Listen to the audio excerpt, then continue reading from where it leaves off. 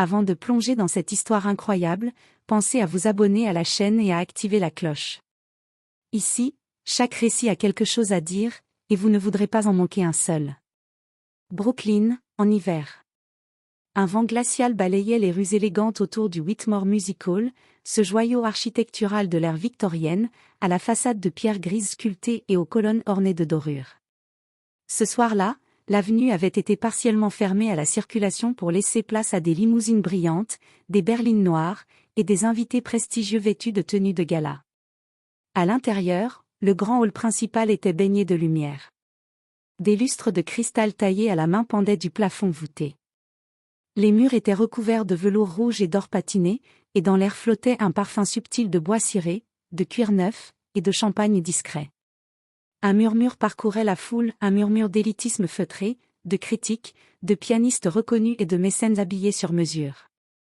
Tout ce monde était venu assister à un événement exceptionnel, la masterclass annuelle du maître. Sur scène, Leonard Whitmore, 68 ans, ajustait calmement ses manchettes de soie ivoire. Il incarnait le raffinement d'une époque révolue. Ancien enfant prodige, adulé dans les années 70, décoré par les présidents et ovationné à Vienne, Rome et Tokyo, il était aujourd'hui plus qu'un virtuose, une légende vivante. Son visage portait les traces du temps, mais ses mains, elles, restaient légères et souveraines, comme sculptées pour les touches d'ivoire. On le craignait presque autant qu'on l'admirait. Il n'enseignait plus que lors de cette unique soirée annuelle, et ceux qui y étaient invités y voyaient une consécration. Loin du parterre central réservé aux critiques et aux mécènes, dans un recoin presque oublié de la salle, deux silhouettes discrètes s'étaient faufilées en silence. Naomi Brooks, 17 ans, portait une veste de seconde main soigneusement repassée. Ses cheveux étaient relevés en chignon, et elle tenait fermement la main de son petit frère. Elia, 13 ans, serrait contre lui un petit clavier électronique aux touches abîmées.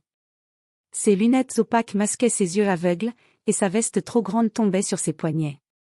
Pourtant, malgré sa tenue modeste, il se tenait droit, la tête légèrement levée, comme s'il percevait chaque détail invisible. Il ne pouvait voir la salle, mais il la ressentait. Le bruissement des robes longues. Le craquement discret du parquet sous les talons vernis. Le léger froissement des programmes entre les doigts impatients. Le soupir nerveux d'un jeune pianiste stressé à l'idée d'être observé par Whitmore. Et surtout, la présence du piano. Il entendait son souffle. Son bois ancien. Ses cordes tendues comme des nerfs. « Elia, on ne devrait pas être là », murmura Naomi, l'inquiétude dans la voix. Elle regardait autour, prête à s'excuser, prête à fuir si on les repérait. « Juste quelques minutes, Naomi. »« Je veux l'entendre, jouer », répondit-il simplement. Naomi soupira. Elle savait que lorsqu'il parlait comme ça, rien ne pouvait le faire changer d'avis. Une employée de sécurité, vêtue d'un uniforme noir impeccable, les aperçut. Elle s'avança d'un pas rapide, sans agressivité mais avec fermeté. « Excusez-moi, cette section est réservée. »« Vous avez des billets ?» Naomi se leva précipitamment, tendant les mains comme pour justifier leur présence. « Je suis désolée, nous, on ne reste pas. » Mais avant qu'elle ne puisse finir sa phrase, Elia s'exprima, d'un ton doux mais confiant. « Non, madame. Nous n'avons pas de billets. Mais je ne prends la place de personne. Je ne fais que écouter. » Il tourna légèrement la tête vers elle, même s'il ne pouvait la voir. Il n'y avait ni peur, ni honte dans sa voix. Juste une calme détermination. La femme de sécurité resta un instant figée. Elle l'observa, ce petit garçon qui ne tremblait pas, qui parlait avec respect, avec sérénité. Il n'était pas comme les autres intrus qu'on devait sortir à la hâte. Elle jeta un coup d'œil autour, les invités ne semblaient pas les avoir remarqués. Elle baissa légèrement le ton. « Très bien. Restez là. Mais ne faites pas de bruit. Et si quelqu'un vous demande, vous ne m'avez jamais vu. » Elle leur fit un petit clin d'œil et s'éloigna. Naomi serra la main de son frère. Elia, lui, sourit, les oreilles tendues vers la scène. Au loin, Whitmore s'installait devant le piano. Et dans le cœur d'Elia, un battement nouveau se mit à résonner. Un écho ancien. Un appel profond. Ce soir-là, dans ce temple du privilège et du silence, quelque chose allait changer. Sur scène, dans un silence presque sacré, Leonard Whitmore s'inclina lentement devant le piano Steinway au reflet noir et or. Il fit craquer les articulations de ses doigts, comme un vieux maître samouraï avant de dégainer son sabre. Puis, sans un mot, il s'assit, ferma les yeux, et laissa le silence s'installer. Il choisit une pièce de Rachmaninoff, complexe, technique, puissante. Une œuvre qui exigeait à la fois une maîtrise surnaturelle et une âme nue. Ses doigts effleurèrent les touches, dansant avec une légèreté surnaturelle. Ce n'était pas un simple récital, c'était une confession silencieuse, une démonstration de suprématie. Les notes jaillissaient comme des torrents, tantôt furieuses, tantôt tendres, pleines d'une émotion contenue. Chaque accord semblait capturer une décennie de passion. Certains spectateurs fermaient les yeux, d'autres retenaient leur souffle. Même les techniciens dans les coulisses s'étaient figés. Quand il termina, le silence fut total, puis brisé par une ovation puissante, respectueuse, presque religieuse. Des applaudissements francs, mais prudents, car personne n'osait vraiment s'élever au niveau du maître. Whitmore se leva, inclina à peine la tête, puis leva la main pour appeler au calme. Il s'éclaircit la gorge et déclara. « J'ai trop souvent été seul avec ce piano. J'aimerais entendre vos voix. Votre audace. Qui veut s'asseoir ici et lui parler, à sa façon ?» Le défi lancé, une tension excitée parcourut la salle. C'était comme si Zeus lui-même venait de tendre son trône à des mortels. Quelques jeunes pianistes, soigneusement sélectionnés dans les meilleurs conservatoires du pays, Juilliard, Berkeley, Curtis, montèrent un à un sur scène. Ils étaient impeccables, costumes cintrés, robes sobres, visages polis par les années de discipline. Chacun joua une œuvre courte, bien choisie, bien exécutée, du Bach, du Liszt, du Prokofiev. C'était correct. Impressionnant même. Mais sans audace. Sans émotion brute. Whitmore hocha la tête. Il souriait parfois. Mais ses yeux restaient lointains. Il n'était pas touché. Il notait. Il jugeait. Il n'était pas encore ému. Le public applaudit poliment. Mais une certaine fatigue commençait à s'installer. Et c'est à ce moment-là que la voix s'éleva. « Excusez-moi ?» Elle était faible, mais claire. Pure. Une voix d'enfant. « Est-ce que je peux essayer ?» Un léger frisson parcourut la salle. Des têtes se tournèrent. Qui osait interrompre ainsi ? Un murmure agité courut dans les rangs. Sur scène, Whitmore fronça les sourcils, plissa les yeux, et fixa l'ombre au fond de la salle. Qui a dit cela ? Elia Brox. Moi, monsieur. La lumière tamisée ne parvenait pas à effacer la scène qui se dessinait au fond. Une silhouette mince, noire, assise avec un clavier usé sur les genoux, aux côtés d'une adolescente en veste de jean. Un léger rire se fit entendre parmi les invités. Des regards sceptiques. Un murmure à l'oreille, il est aveugle. Leonard Whitmore haussa un sourcil. Tu veux jouer, petit ? Et que sais-tu jouer, toi ? Rien de ce que vous connaissez, répondit Elia, la voix calme, droite. Mais, je joue ce que j'entends. Un rire étouffé éclata dans une rangée. Un vieil homme gloussa derrière son programme. Charmant, marmonna une femme bijoutée. Un piano de concours, pour un enfant aveugle. Mais Whitmore ne souriait plus. Il regardait fixement Elia. Il cherchait à comprendre. Peut-être aurait-il pu refuser. Peut-être aurait-il pu le faire évacuer discrètement. Mais quelque chose, peut-être la provocation, peut-être un instinct enfoui le poussa à dire, d'un ton mi-arrogant, mi-curieux. Très bien. Viens. Joue, pour le plaisir. Il avait prononcé ces mots comme un défi. Comme on donne une arme à un inconnu, juste pour voir ce qu'il en fera. Mais il ne savait pas encore. Que ce soir-là, c'est lui qui allait être mis à l'épreuve. Un silence tendu régnait dans la salle lorsque Naomi se leva lentement, tenant la main de son frère comme on tiendrait celle d'un roi en exil. Tous les regards s'étaient braqués sur eux. Elle l'aida à contourner les rangées, guidant ses pas prudents dans l'allée centrale du Whitmore Music Hall. Chacun de ses mouvements semblait une offense aux convenances du lieu, Ses baskets râpées foulaient les tapis rouges réservés aux virtuoses, sa veste trop grande ondulait sous les dorures, son clavier abîmé battait contre sa cuisse à chaque pas. Et pourtant, il marchait comme s'il appartenait déjà à cette scène. Lorsqu'ils atteignirent les marches menant au piano, Naomi lui chuchota. « Tu es sûr de toi, Elia ? » ?»« Je suis sûr de ce que je ressens. » Le contraste était brutal, presque douloureux. Le Steinway des 274, poli à la perfection, trônait sous les projecteurs comme un roi d'ébène et d'or. Il avait accompagné les plus grandes mains du siècle. Et là, devant lui, ce garçon frêle, noir, aveugle, qui n'avait jamais mis les pieds dans un conservatoire, venait s'asseoir sans partition, sans professeur, sans préparation. Juste avec la musique qu'il portait en lui depuis toujours. Elia posa ses doigts sur les touches avec la délicatesse d'un aveugle qui effleure un visage pour le reconnaître.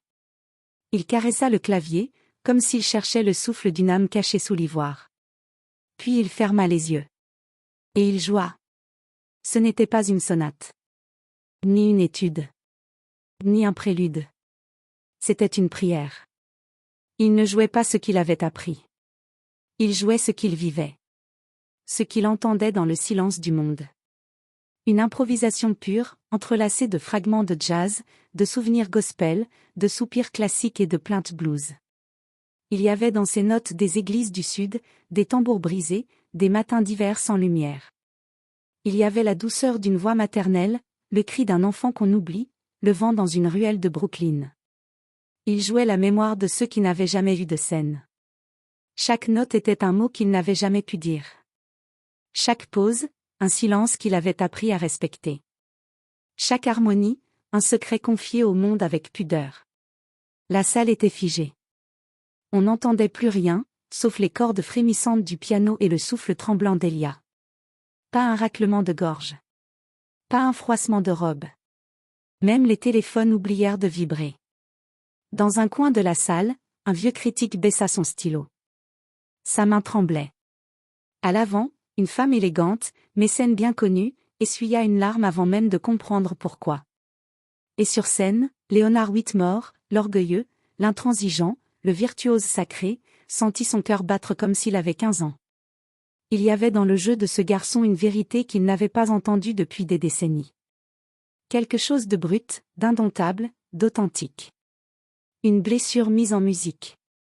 Quand Elia souleva ses doigts des touches, la dernière note resta suspendue dans l'air, comme si le piano refusait que cela s'arrête.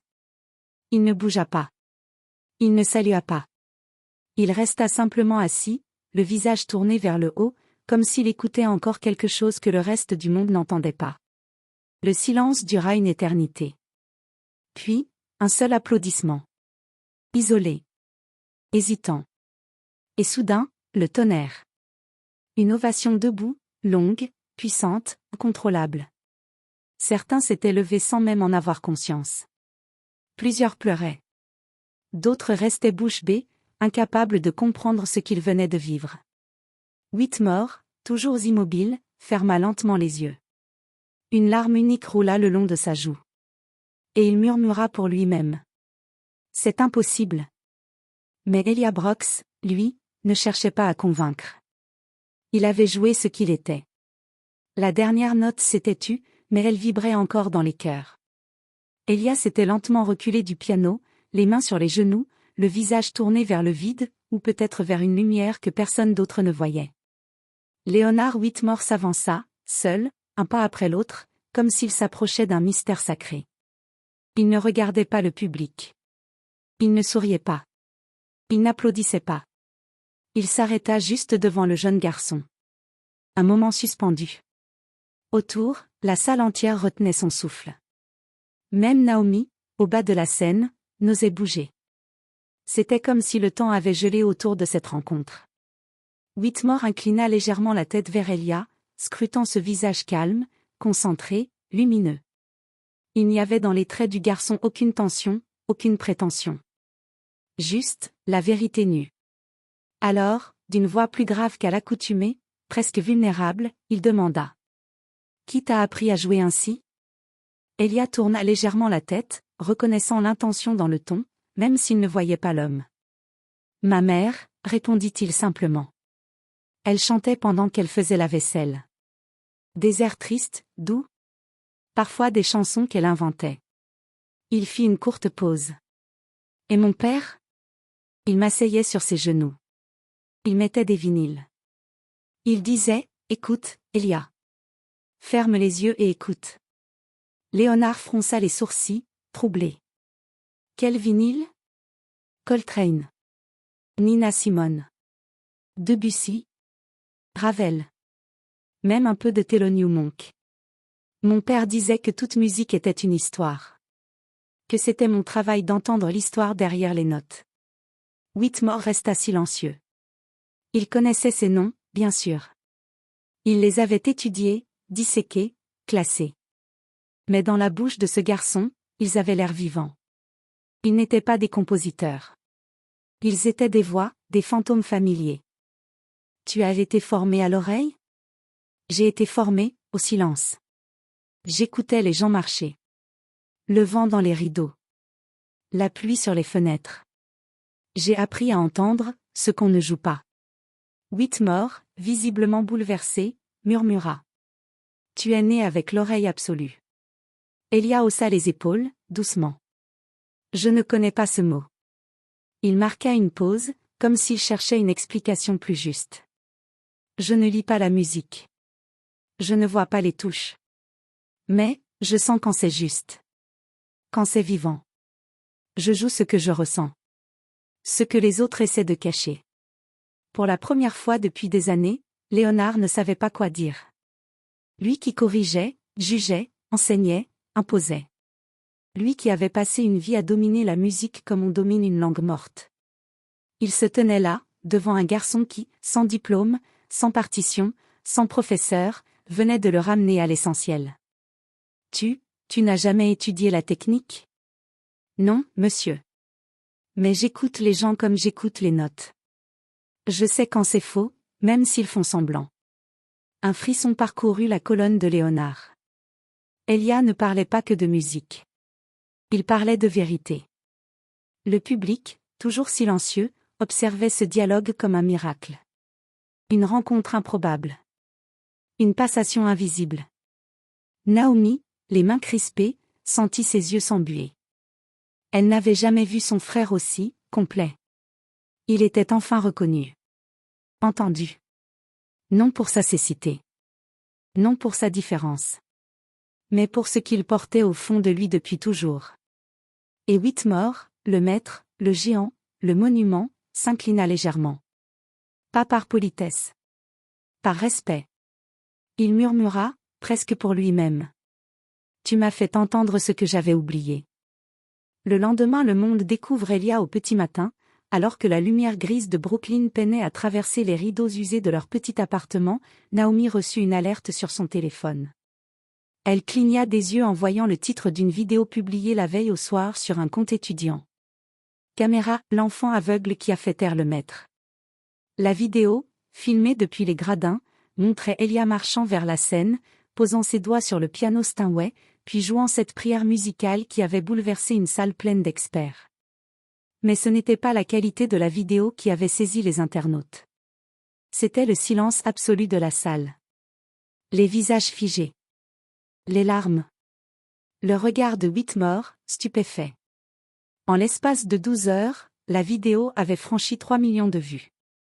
À midi, plusieurs chaînes de télévision locales parlaient déjà de lui.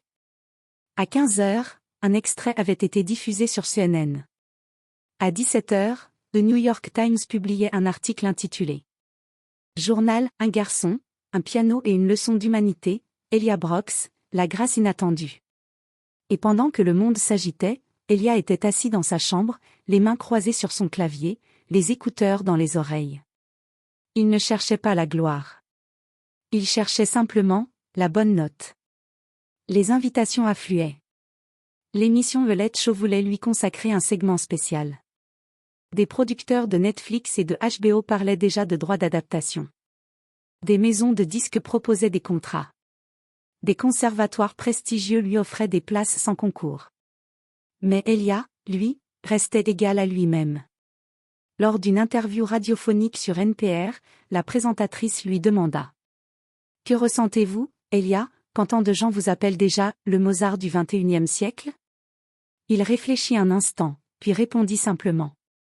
Mozart voyait les notes. Moi, je les entends seulement. Et encore, quand je suis calme. Moi, je veux juste jouer pour ceux qu'on ne voit jamais. Pour ceux qu'on ne laisse jamais monter sur scène. De son côté, Leonard Whitmore vivait un bouleversement intime qu'il n'avait jamais anticipé. Durant toute sa carrière, il avait enseigné, dirigé, critiqué, récompensé, éliminé. Il pensait avoir tout entendu, tout compris. Jusqu'à la veille. Jusqu'à ce garçon venu de nulle part, qui lui avait fait pleurer les mains sans frapper une seule corde. Il convoqua une conférence de presse exceptionnelle, ce qu'il n'avait pas fait depuis près de 10 ans. Ce jour-là, la salle de réception du Whitmore Music Hall était pleine. Des journalistes, des caméras, des musiciens, et même d'anciens élèves du maître étaient présents.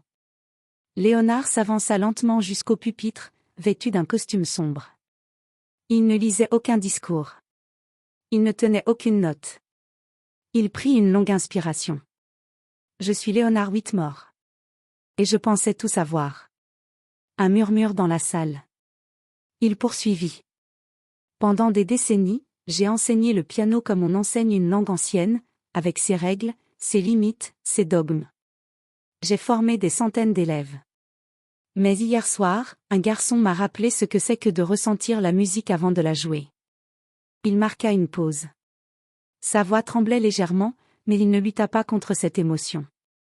Elia Brox est un musicien. Pas parce qu'il a été formé. Mais parce qu'il est né musique. Parce qu'il entend ce que nous avons tous désappris à écouter. Puis, relevant la tête.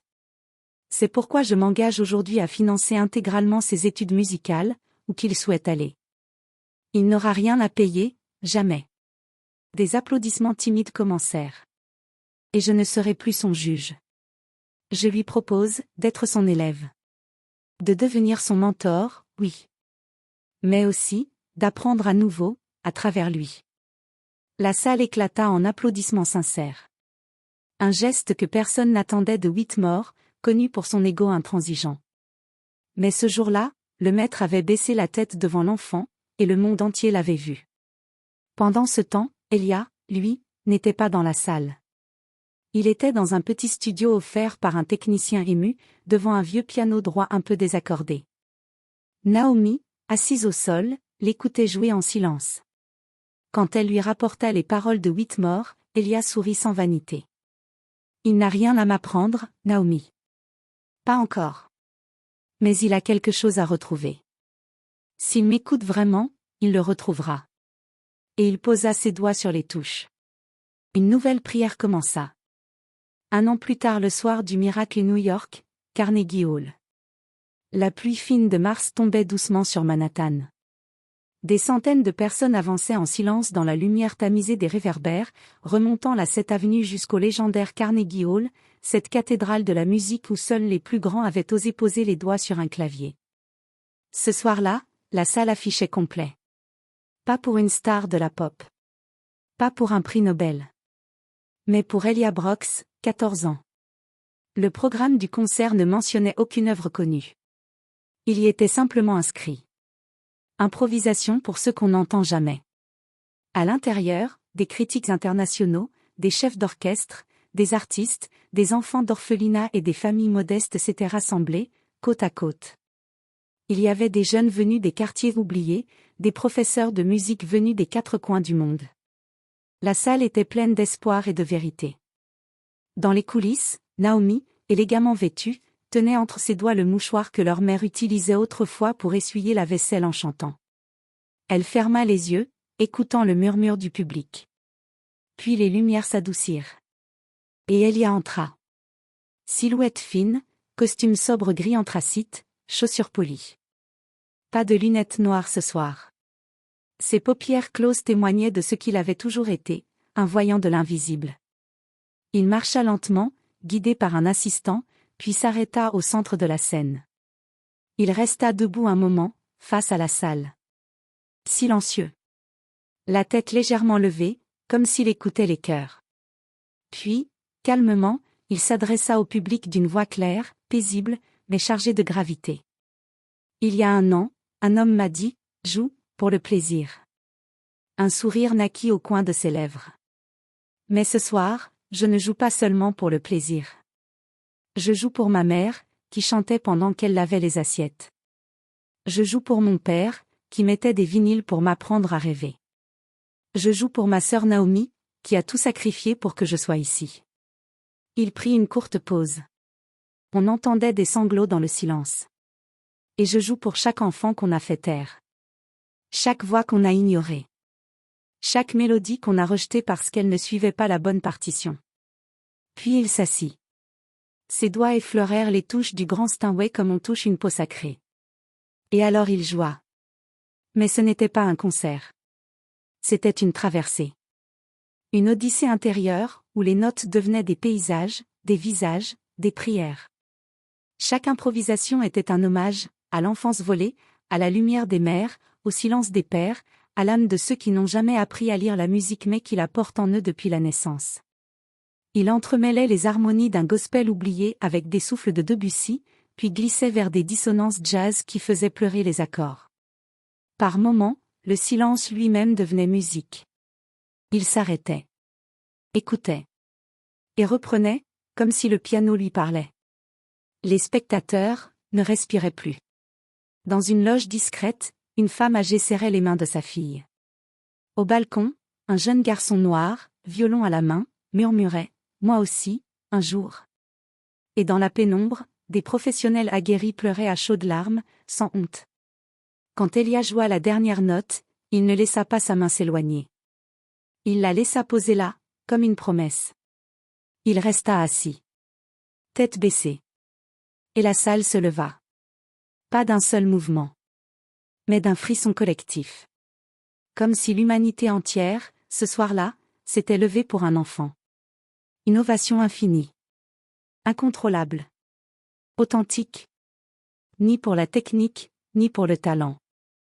Mais pour la vérité nue qu'il avait osé révéler. Aujourd'hui, Elia Brox n'est plus qu'un musicien. Il est devenu une lumière dans les ténèbres, un symbole d'espoir pour les enfants invisibles, les artistes silencieux, les rêveurs qu'on étouffe. Il a créé des fondations pour la musique accessible, des écoles pour les enfants défavorisés, et des programmes d'improvisation dans les prisons juvéniles. Et quelque part, dans une salle isolée de campagne, Leonard Whitmore, désormais âgé et retiré de la scène, écoute les enregistrements de son ancien élève. Il ne pleure pas. Il sourit. Parce qu'il sait que la relève n'est pas un prolongement. Elle est une renaissance. Il murmure doucement. Il m'a tout appris. Sans rien m'enseigner. Et dans le silence qui suit, on jurerait entendre, quelque part au loin, une dernière note suspendue dans l'éternité.